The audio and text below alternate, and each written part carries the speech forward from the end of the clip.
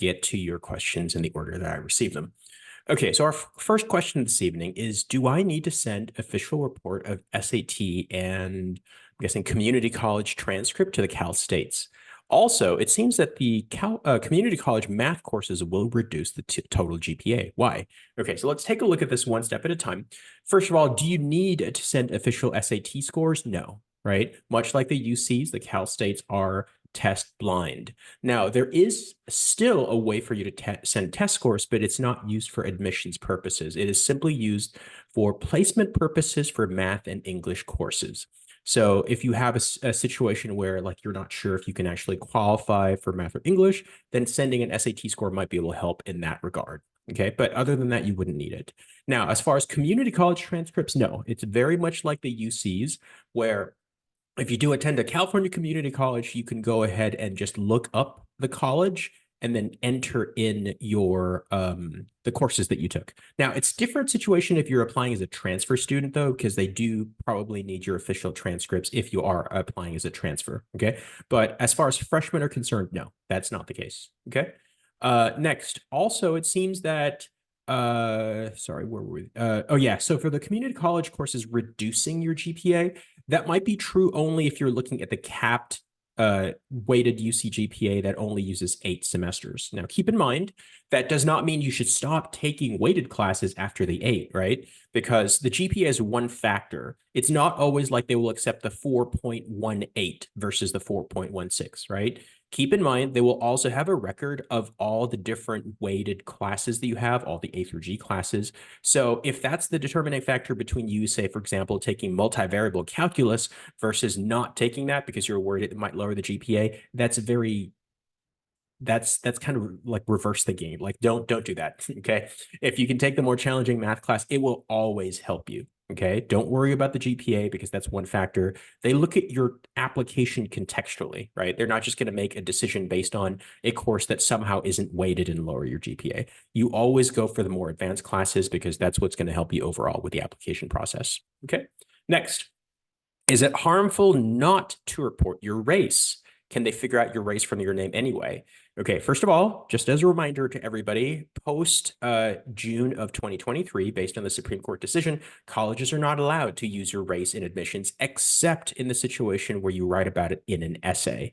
So in fact, the Common Application has already added a feature where colleges can blank out the section where you have the checkboxes for race and gender. Okay. So keep in mind that that's the standard practice for colleges these days. Okay. So I haven't heard of any major colleges that actually still look at that in the admissions process because they want to adhere with the law, right? Many colleges are super paranoid these days about not adhering to what the Supreme Court said because they're very, very afraid of legal action against them.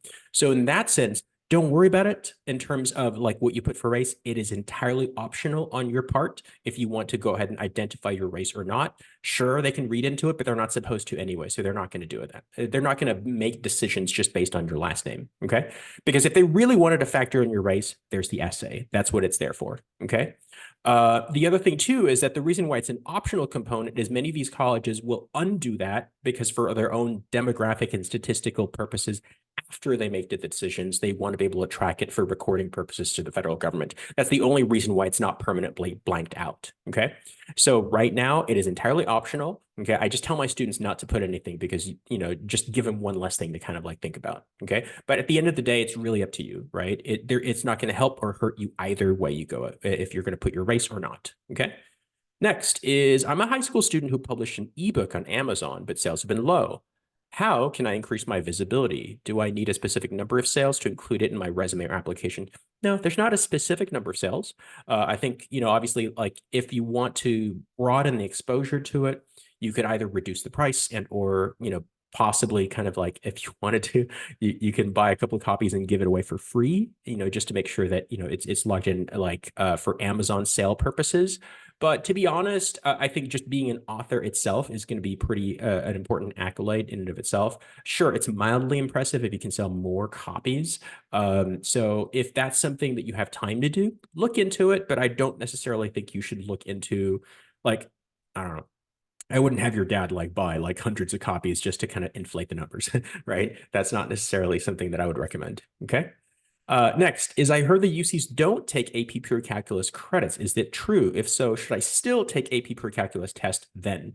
Okay, so it's going to vary depending on the campuses, of course. That's only for AP credits, right? So in terms of whether or not it will carry over for college purposes, in terms of courses you have to take. Yeah, for most colleges, they don't consider pre-calculus a college level course just yet, but you should still take the class. You should still take the credits because even if it doesn't get you out of a class, it could still be general elective credits, right? So that's definitely a reason for why you still want to take the test regardless, because at that point, I mean, what's the downside, right?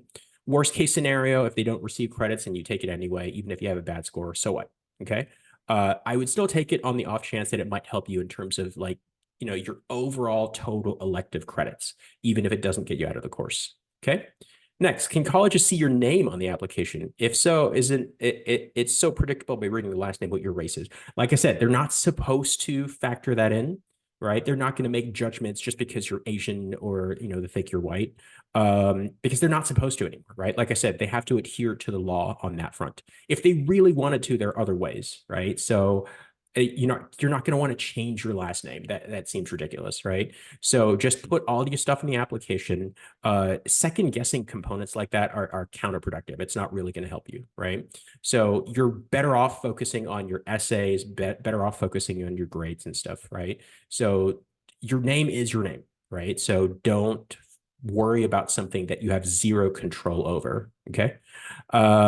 Next is I know there's summer schools. Is winter school a thing as well? Do you have any recommendations for econ or humanity or pre-law majors? Summer schools do exist. Winter school is not really a thing because like a couple of weeks is not enough to get you credits for anything. Like HS2, for instance, has like offerings during the winter break. If that's something you want to take for like certificate credits, that's definitely why we have these things, right? Yeah, so in this case, it's not really a major thing that you should be looking at because there's not as much time. So there's not necessarily tons of specialized econ or pre-law things that you can do during a winter break, right? Highly suggest just focusing on the summer, which is really where you would have the vast majority of options. Okay. All right. That seems to be my last question. Anybody want to take a shot at one last question? Okay, here we go. All right. This will be my last question of the evening then. So how important is a public high school counselor to a student's college application, particularly when each of them oversees over 300 students? My daughter's a freshman in a local public high school. She's also autistic. I've contacted the counselor 3 times since the 20th, but have gotten no response.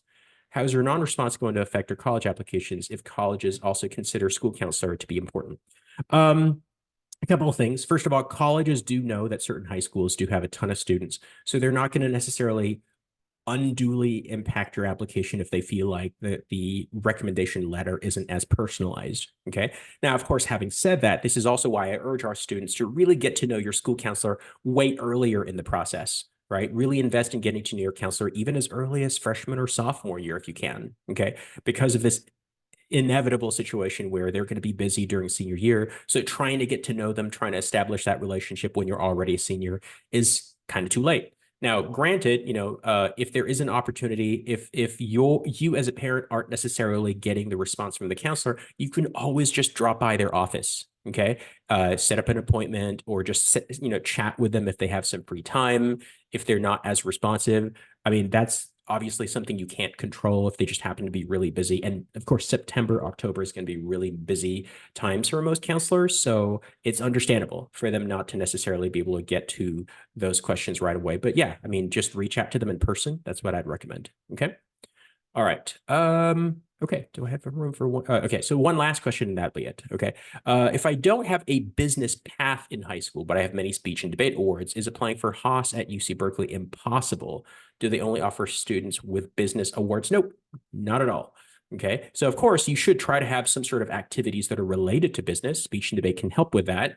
But I would suggest looking into maybe supplementing that with an outside college class for business, right? If you don't necessarily have activities like DECA or FBLA where you can win awards, it's not a necessity, right? So keep in mind, for many years, students didn't even have a pathway to be a freshman applicant to Haas, right? It's just a kind of a recent phenomenon in the last couple of years. So most students will go in there for a wide variety of majors and then change to Haas later on. But given that if you do have speech and debate awards and public speaking is a very important component of succeeding in business, Yeah, I mean, those awards can stand on its own merit, right? To be able to show that you can actually do well for business. But I would try to supplement that with things that show that you have a more academic inclination towards business, like taking an outside college class, or like the one we have that that Vicky was just showing you for the sports data or sports management. That would be an excellent way to bolster your credentials for business, especially. Okay. All right. Wonderful questions today. And yeah, so I hope to see you next week. All right. Have a great Thank weekend, everybody. you.